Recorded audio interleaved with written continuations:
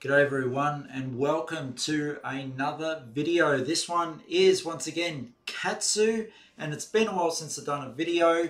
We're all preparing for Monarch, so when that comes up, be prepared for a flurry of videos. But for now, what I've been doing is playtesting a lot. I've been busy on the decks, and if you haven't seen last 3 skirmishes, top 8, that's correct.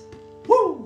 Have done it with Brute of all characters. I just wasn't confident enough to take the Katsu deck. It hasn't had enough playtests, and this whole video originated from their opinions in regards to Katsu's not competitive in Blitz.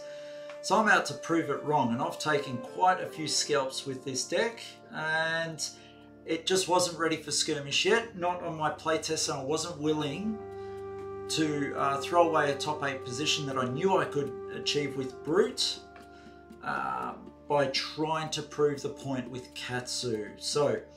But I have been very pleased with the playstyle, and if I could have made it to WA this week, I probably was going to take Katsu just as a surprise. A little bit of a rogue deck, but you know what? Katsu, with his ability, you know, you're getting the extra +1 with Ira, and I know that is consistent, it is powerful, especially when you tee it up with a Needle or maybe a Command and Conquer or anything like that. But Katsu's ability, his strategic ability to throw out a card and then find a next part and continue a combo, which Ira can't do, is also very powerful, and I don't believe that he's weak at all. Actually, I think he's quite comparable. Maybe not as strong as Ira, maybe not. But those people that are saying that Katsu's not competitive, and you know who you guys are, you're all on the lists. I'm here to make you eat your words. And for any people out there that are Katsu fans, Katsu followers, try this deck out. And I'm going to explain everything about this deck. There's no secrets held here, because I want the best playtesters out there showing what this deck can do in a Blitz format. So let me just get straight to it and not waste much more of your time. Alright, so this is pretty much the layout. I'm using FaB database. I put my ads on there as well.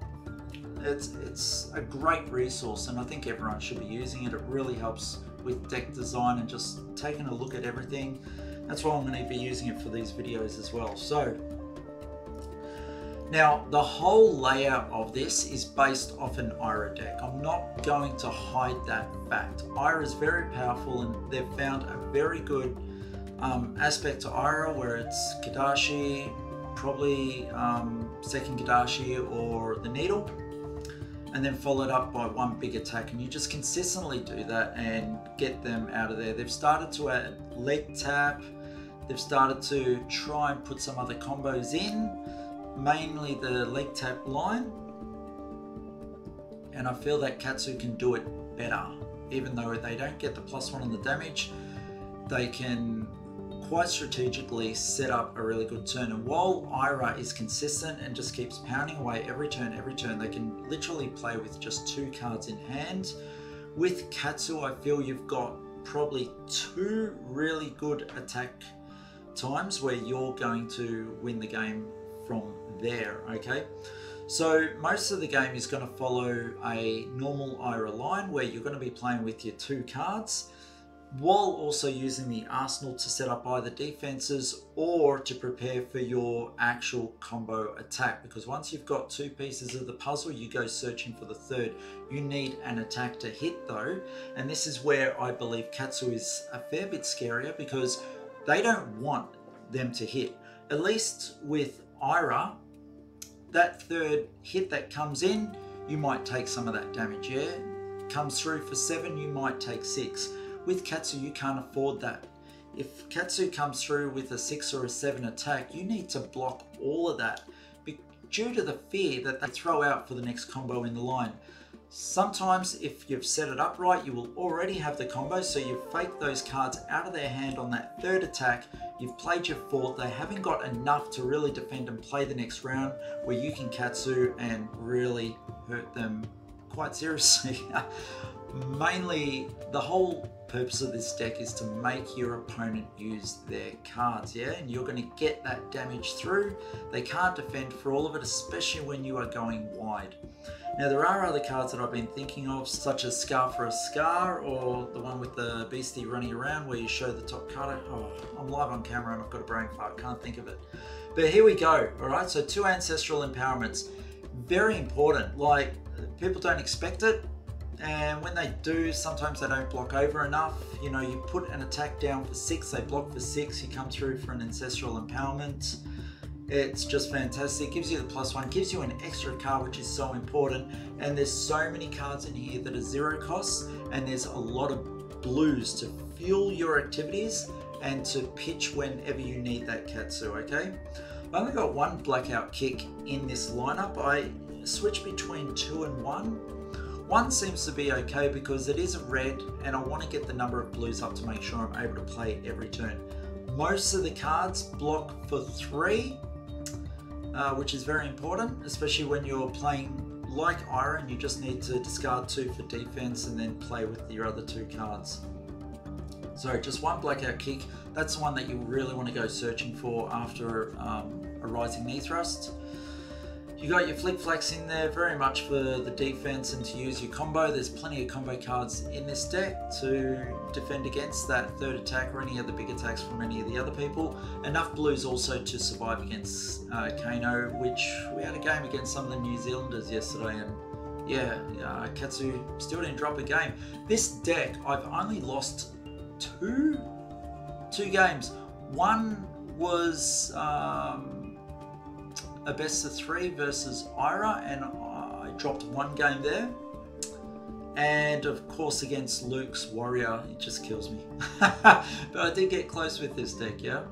Much closer than I have with other Katsu decks. We've got 2 flying kicks, not much different to how Ira uses it, and the leg taps, the recent inclusion into the Ira decks. Look, this card usually they need 2 to block with. It's got go again. It's a fantastic card to play in this line. Rising knee thrusts. I have chosen to go on with the 2 blue to give extra significance to the leg tap line, especially with the equipment. And I haven't put the null runes in here, but if you were to go null runes, you probably want to keep your Snapdragon Scalers free and just go 3 null rune, because you will need to use the Snapdragon Scalers in regard to any of the rising knee thrusts that happen. I should go back up here with the equipment. You know, there might be a thing for the other Ninja equipment that gives all combo cards go again. I found that the Snapdragon Scalers is just better for the other cards that you have, and there's one example that I used it where right here, very next card, a Pounding Gale. I played a Pounding Gale, snapped the Snapdragon Scalers, and followed up with a Command and Conquer. And a massive, absolute massive turn. Like, that's 11 damage by itself, 12-13 with the Kadashis. That Ira player was very much on the back foot. Oh no, that was the Kano player. Alright, 1 Razor Reflex. I've only gone 1. You could try for 2. Look, it is a 1 cost. It is red and only blocks for 2. So it doesn't really fit with the whole rest of the deck being a little bit protectionist, trying to help Katsu use his ability. However, when you get it off, you really want to just save this card for when it's important, and that means this attack needs to hit in order to gain go again, or you're going for the draw for masks. Do not use the Razor Reflex just to add willy-nilly damage, yeah? Really be cautious on where you use it. You've got it once, and so you need to be smart about when you use it. And I like that fact that if there were too many in the deck, you would just use it willy-nilly. But this forces you to be a better player in that respect, and maybe even hold off a few turns before using it, finding the opportune time. Like this next card, Torrent of Tempo. You want this to hit. It's coming through for a massive 5 damage. After they've blocked on that, and maybe you raise a reflex on top of that to go to 8, and you've got the go again, you can play something else. Fantastic. Enlightened Strike. Not much needs to be said about it. If you're up in the Kano matches, you want to be drawing a card. I don't usually go for 7. It's a lot better if I'm able to draw the card and potentially have a blue. There's a lot of blues in this deck to protect myself against any of their antics that they do. I try not to go to 12 or below with Kano. I will defend heavily where I can while making them use cards on my combos, yeah?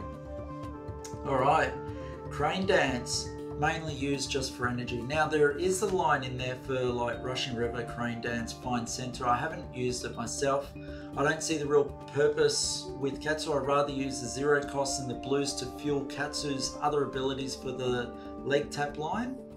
Sigil of Solace, just great for the deck. No, it doesn't block. It does give you life though.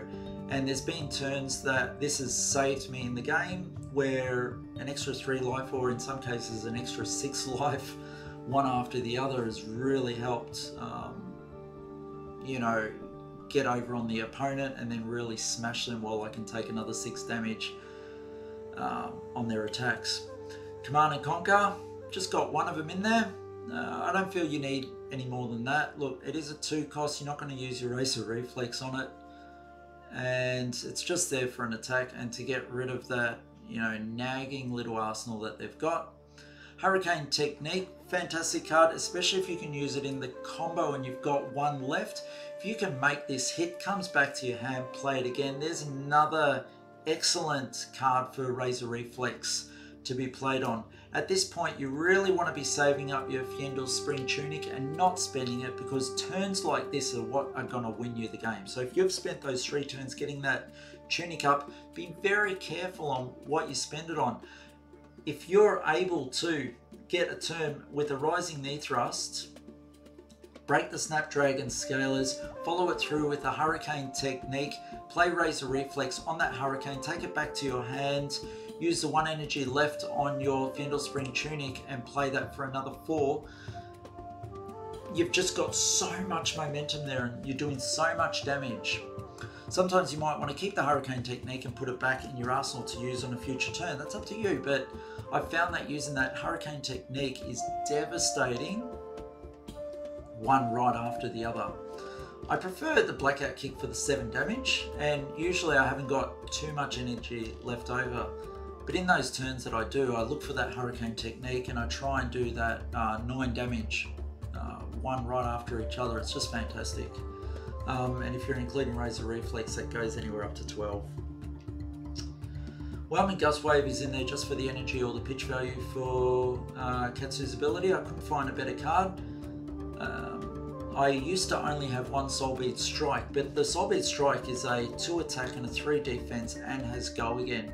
It is so much better in use in this deck than the Whelming Gust Wave, so I cut the Whelming Gust Wave back 1. If I can find another blue 0 cost ninja attack card that does 2 attack, which I haven't really looked to be honest, and 3 defense, I'm going to replace that Whelming Gust Wave. Otherwise it's in there. We're not doing that chain, it's just too much. It does make the opponent think, but now that the list is out, maybe not so much. Right, we've got Fluster Fist, doing its 2 damage, mainly used for pitch value, but if you've got that go again and you need an extra card and they're maybe on 3 life, or maybe even on 4 life, and you need to get them down to 2 where your Kadashi's really come into effect, maybe it's worth playing a 2. You might get a card out of their hand or they might take it, yeah? Find Center, exactly the same. And if you do get the chain off for the Soulbead Strike, Crane Dance, Find Center, then good on you. It's just not something that I really play towards in that respect. Soulbead Strike, as I said, attack 2, 3 defense, and Rushing River, much in line with Whelming Gust Wave.